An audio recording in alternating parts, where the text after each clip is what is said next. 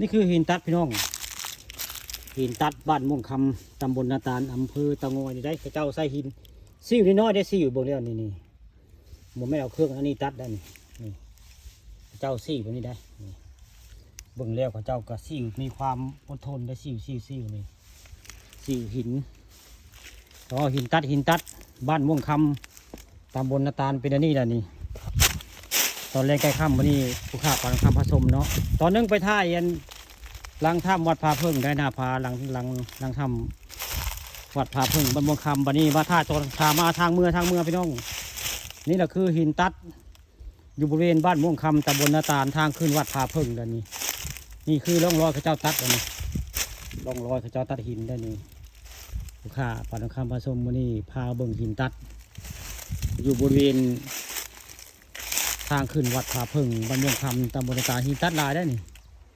นี่หินตัดหลายนี่แหละหินตัดโบราณก็ง่ายเกิดมากก็เห็นรถหินตัดนี่ตอนแรกใกล้ค่ำวันนี้ผู้ข้าปานคำผสมพาเบิ่งหินตัดพี่น้องนี่หินตัดบ้านม่วงค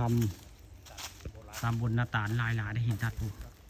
นี่หินตัดพี่น้องนี่ให้ผู้จักกะผู้ข้าพาเบิ่งหินตัดพี่น้องนี่ร่องรอยขึ้นตัดได้นี่หินตัดนี่อยู่ทางขึ้นวัดผาพึ่งบ้านม่วงคำตำบลนาตาลมีหินตัดพี่น้องหลายเด้อนี่ก็เขาตัดไปเห็นอย่างบ่จักแต่บุคคลก็ได้แต่ว่ามีหินตัดได้นี่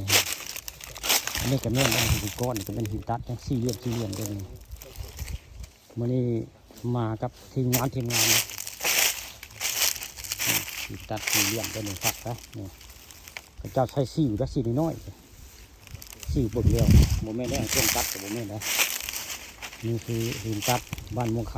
ำตำบลนาตาลได้มากับทีมงานลุงมงคลคนม่วงคำได้เพื่อนมาทำการได้มาเลย